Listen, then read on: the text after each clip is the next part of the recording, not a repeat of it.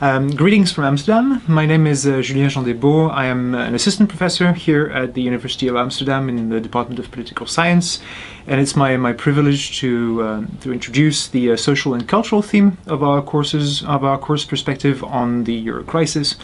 What I'm going to do is, in the next 25 minutes or so, I will first outline the rationale for having a social and cultural theme in our discussions, and I will also provide some analytical and historical pointers that may be useful to keep in mind as you engage with forthcoming lectures. So, to start with, the rationale of introducing a social and cultural theme. Why is it so important to bring these questions into focus? The fact is, in Europe, the crisis has been accompanied by a very high level of violence. I'm not talking only about physical violence, I'm also talking about symbolic violence. There's been a fair share of physical violence, but there's also been a significant amount of symbolic violence, and let me give you an example of this. A good example here is the casual use in media and in political discourses of the acronym PIGS to designate the Southern European countries that have suffered the most from the crisis. So PIGS stand for Portugal, Italy, Greece and Spain, and the additional I stands for Ireland. As a recent article from Yanis Stavrakakis from the Aristotle University of Thessaloniki notes, the use of this zoomorphic repertoire, countries as animals, countries as pigs, alongside other metaphors that are of a more medical nature. You can think, for example, of crisis contagion or crisis contamination, denotes a tendency to depict, in conditions of crisis, whole societies as dangerous, as devoid of humanity, rationality, or dignity. And these are not marginal depictions. These are not images that come from the fringe, the lunatic fringe of politics. They are a mainstream political, media, and institutional way to legitimize measures taken to discipline of the aforementioned societies. And this is probably the first reason why introducing a social and cultural theme in our discussions is important. Up to now, the discussions have focused on a top-down perspective, looking at the economic and political institutional side of the crisis. With this theme, what we want to do is introduce a bottom-up perspective, looking at the crisis from the perspective of European societies themselves. And of course, what is going to be interesting is what is the kind of questions that we can raise if we move away from dominant discourses that relate the crisis to irresponsible collective and individual behaviors in specific places, and particularly in places where the crisis has been most hardly felt. And one interrogation in this regard, and especially taking into account the levels of physical, but again also symbolic violence that have been triggered by the crisis, one important question is certainly whether Europe is indeed the peaceful and pacified space that it is usually considered to be. And that will be the first substantial point that I will raise in the remainder of this talk. The second motivation to introduce a social and cultural theme in our discussion stems from the need to engage forcefully with the commonsensical critiques of the handling of the Euro crisis. I'm thinking here of the various parties, movements, groups, organizations who claim to have a direct connection with the people, with European societies, and assert in that way their legitimacy over what they call the elites in government or in Brussels. These we know as populist movements, and this trend has been developing significantly in Europe, not just because of the crisis, although the crisis has contributed to accelerate the visibility and political strength of these movements. And what is striking about these movements is not only their characteristics, but also the way in which they appear to connect political, social, and cultural theme. The political theme, I've already mentioned it a bit, is the theme of distrust towards what is seen as cosmopolitan, Europeanized, supranational ruling elites. And this theme is associated with social themes, such as unemployment, welfare, and liberty, as well as cultural ones. And the most noxious of these cultural themes is certainly the idea and the notion of national identity that has been spreading around Europe very strongly over the last years, and the correlated expressions of xenophobia that are carried alongside. Now, what the spread of populism, if you allow me such a dramatic expression, points to, and this is something I'm borrowing from philosopher Etienne Balibar, who wrote about this in a 2011 piece, it points to the fact that there is again a national question in Europe today. And that is the second point that I will discuss later on in the talk. And I would suggest that this return of the national question is not unrelated to the question of peace and violence. To wrap up with the rationale of the theme, the aim that we have throughout the discussions that we will have together is to avoid taking for granted both dominant discourses that seek to locate responsibility for the crisis within European societies, in particular societies that have been suffering the most from the crisis. But it is also to challenge the views of those who most visibly and prominently oppose this dominant discourse and criticize it. And I believe that we will be able to show that these two discourses, this discourse of societal responsibility in a way, and this discourse of this populist discourse, are actually two sides of the same coin. And that raises a number of critical questions when looking at the Euro crisis, which is our aim, particularly in this theme. Once I've done this, I'd like to now turn to the first substantial point that I want to discuss in more detail here, and that has to do with the question of Europe as a pacified space. And I'd like to start with a small example here. In 2012, the European Union received the Nobel Peace Prize for its achievements in bringing peace to the European continent.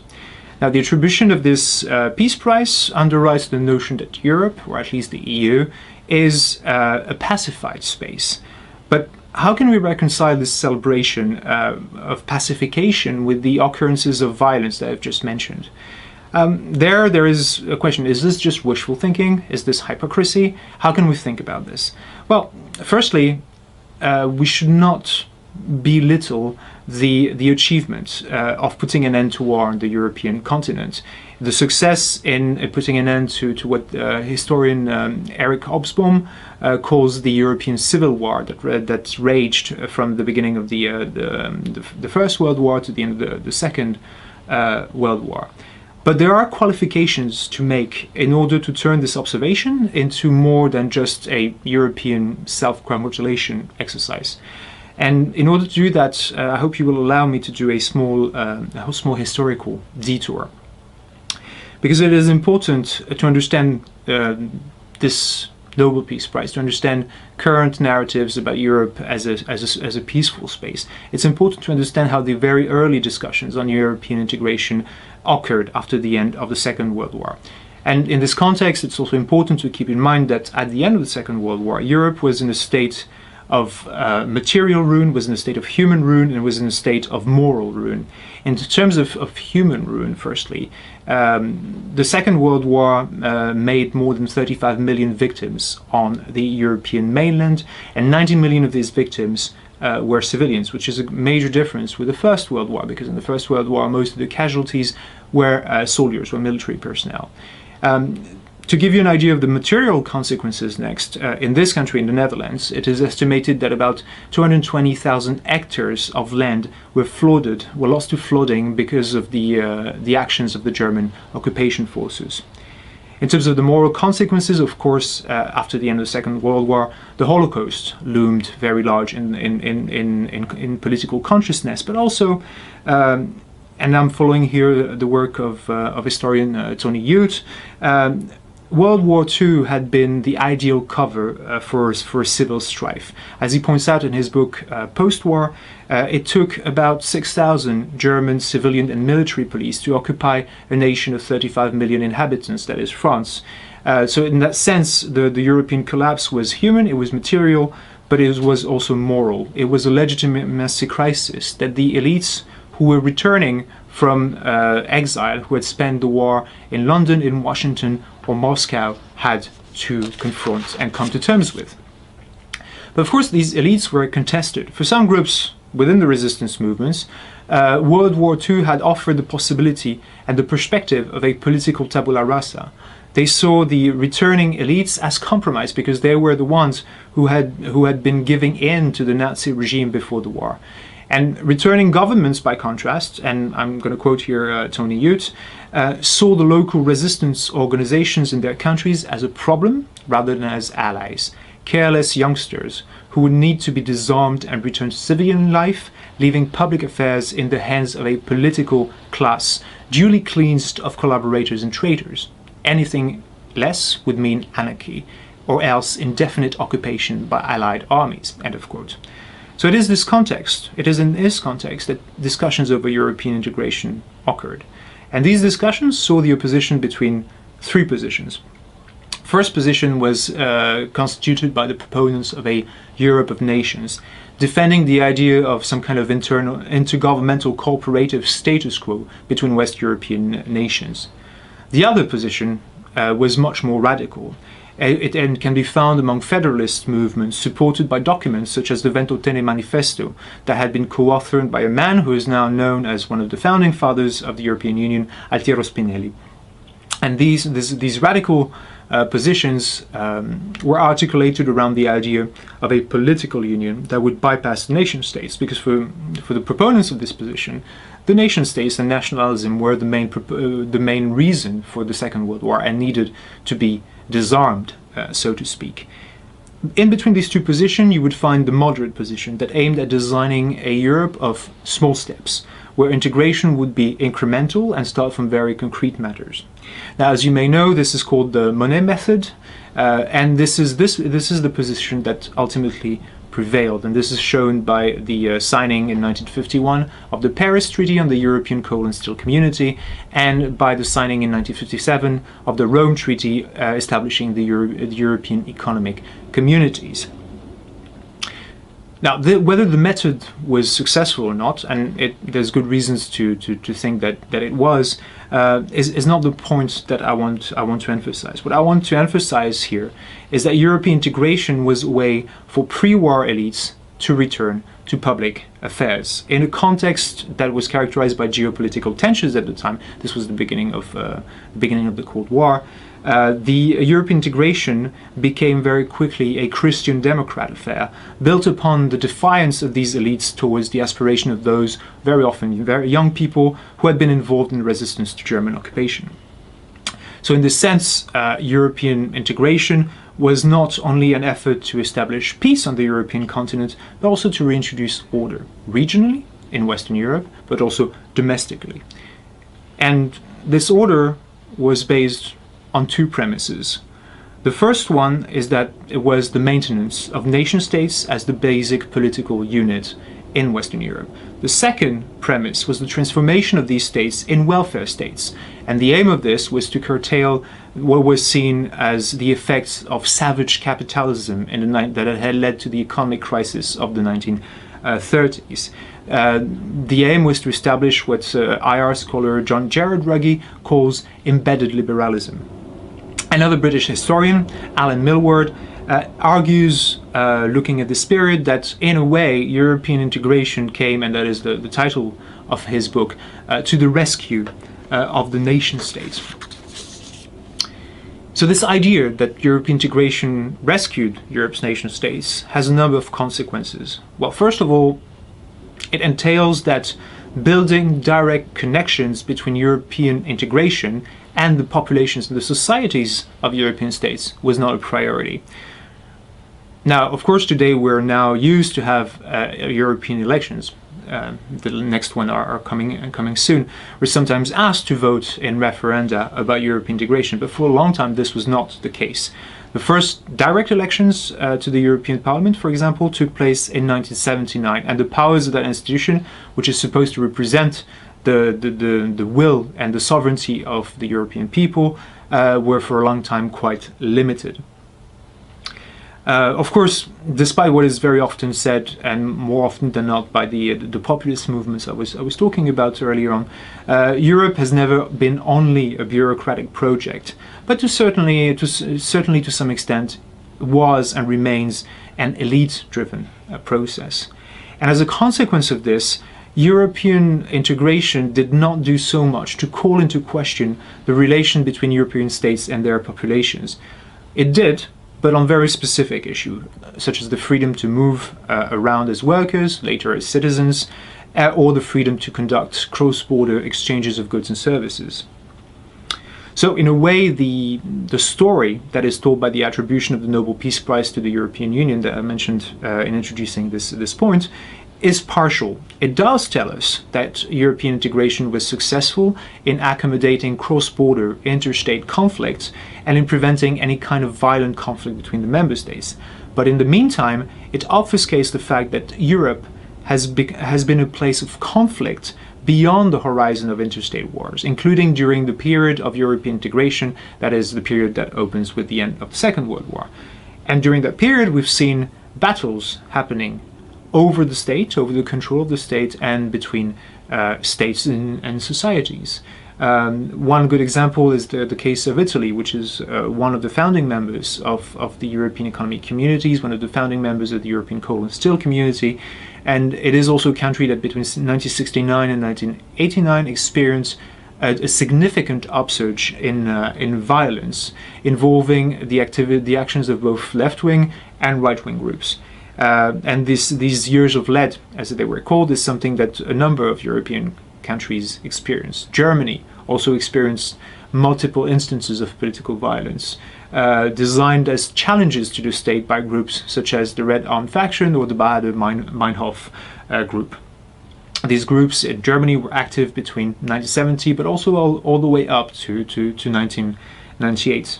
Another founding member of the European Coal and Steel Community and the European Economic Communities, France, had the same experience, whether it is because of the activities of pro-Algerian independence groups or anti-Algerian independence groups, such as the Secret Army Organization, or clandestine attacks and assassinations of the left-wing group Action Directe between 1979 and 1987. So,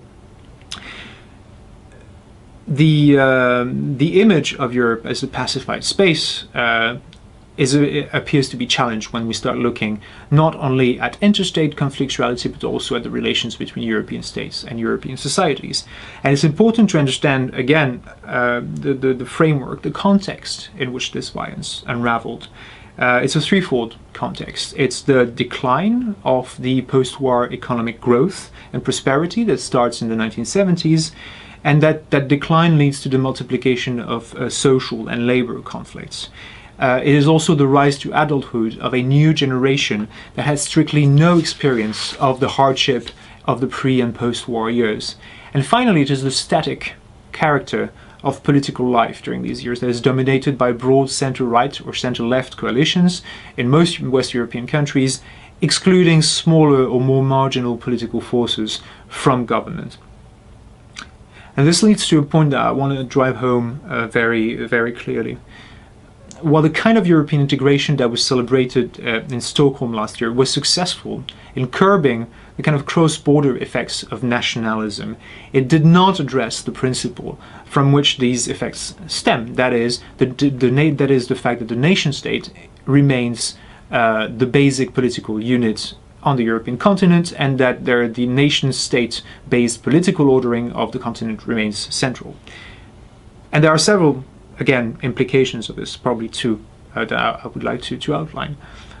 Firstly, the respect for this nation-state-based political ordering does not apply evenly. In the last few years, for example, we've seen how this ordering has been circumvented, most prominently in the case of Greece, but also Spain, Portugal, and other cases, Cyprus, for example. This has created situations of direct conflict between the European Union and European citizens. And this is incidentally also taking place in a context where the post-war premise that European nation-states would also be welfare states is collapsing. Well, if you think about it, it's been collapsing since the 1980s, but this is quite visible to this day. The second dimension to the point is that the nation-state-based ordering of Europe means it has proven hard for the EU to provide a mechanism for accommodating conflicts stemming from the arrival in power of anti-system political forces in member states. Clear examples of this include the repeated coalitions between Silvio Berlusconi and the anti-European, openly xenophobic Lega Nord in Italy, but also between the Austrian People's Party and Jörg Haider's FPO in the early 2000s. This is currently the case with the alliance between the Fidesz Conservative Party of Hungarian Prime Minister Viktor Orbán and the far-right party Jobbik. Other situations include the fact of having these populist movements support coalitions in power without participating in government. This is the case in this country, in the Netherlands, with Geert Wilders and the Party for Freedom, and it was also the case until 2011 in Denmark with the Danish People's Party. This last observation, leads to the second substantial point that I wanted to make in this talk, and I'll be briefer on this because I believe that colleagues will be dealing with this more thoroughly in upcoming lectures. And this entails going back to the idea I mentioned earlier, the idea of Balibar, who argues that there is currently a return of the national question taking place in Europe. Now, to specify the substance of Balibar's argument, he points out that the question of nations has been underestimated, if not repressed, and this is a direct quote, in debates about European construction. But the criticism that he makes, and I think that's important to stress, differs from the populist criticism of European integration. The populist criticism of European integration is that European integration challenges and destroys European nation. For Balibar, by contrast, Europe both reveals the weakness of nations, but also fails to provide any alternative to deal with that weakness. And the reason for that is because, as I said before, European integration has not challenged, for many different reasons, the nation-state-based ordering of the continent. This means that there is no mechanism to accommodate social and cultural diversity in Europe. And in this sense, and to continue build on Balibar, on some of his previous work on Europe, I'm thinking in particular of his book of collected essays, We, the People of Europe. To build on his previous work then, European construction has not contributed to shape a European demos that would be capable of accommodating and translating social and cultural differences. And that failure to develop a European demos has led to the reinforcement and to what he calls the fetishization of ethno-national identities. So this lack of alternatives, to the fetishization of ethno-national identities, is one possible way to account for the growing social and cultural centrality of claims to a national identity in European societies. This is a claim that is echoed by populist political actors, as I said before. And as I mentioned before as well, this political claim is articulated with a social claim on unemployment, on welfare, on liberty, regardless of the contradictions that the substance of these themes might contain, and a political claim. And I'm turning here to the work of Sevan Todorov, who suggests that this political claim involves a publicized distrust towards classical political parties identified as the elites looming above society and the people. And what is interesting in that regard is that populist movements shift the traditional left-right polarization of politics in Europe towards a new kind of cleavage, a cleavage between those who are supposed to be at the top and those who are supposed to be at the bottom, whom of course they claim to represent. Whether this is actually the case, incidentally, is a matter for discussion, because a lot of research underlines that the main clients of populist political parties is actually the lower middle class that fears precisely to be returned to a status of a working class. But it's important also to understand that that populist movements are not the only carriers of this return of the national question. For different reasons, including the possibility, of course, of electoral gains, classical political parties are increasingly operating along these lines. For example, between 2007 and 2011, a Ministry of National Identity could be found in the French government.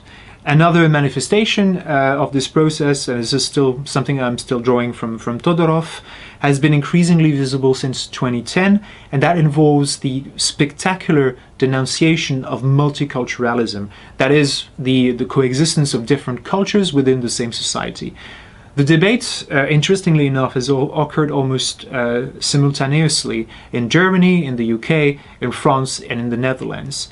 And what is striking with this transformation of multiculturalism from a way to describe a society, a diverse society, to a political program, is that it has a clear target: foreigners, and in particular foreigners who are construed to be of the Muslim faith. That also entails that the denunciation of multiculturalism also entails the reassertion of a fetishized identity supposed to be characterized by that's supposed to characterize the national community. This is the Christian values that Angela Merkel asserted in 2010. This is the kind of Republican secularism that Sarkozy, that French President Nicolas Sarkozy articulated in 2011 in the same context. Now, this transformation of multiculturalism from a way to describe society to a political project of social-cultural reassertion should not be underestimated as a trend, if only because, if you take it at its most extreme and probably indirect form,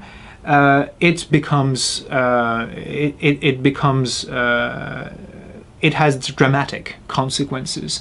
I'm thinking here in particular of the assassinations perpetrated by Anders Behring Breivik in Norway in July 2011, which he justified through a manifesto that, as delirious as it is, I think it's a 1,500-page document, expresses themes that are quite similar to those that can be heard in what is now mainstream political discourse in Europe. And again, one should not be misled by general denunciations of multiculturalism. What is denounced is not the fact that there are several cultures in European societies. What is denounced is the fact that the fact that specific cultures are a problem. And of course, what this calls into question then is the possibility for European societies to accommodate foreigners in their midst.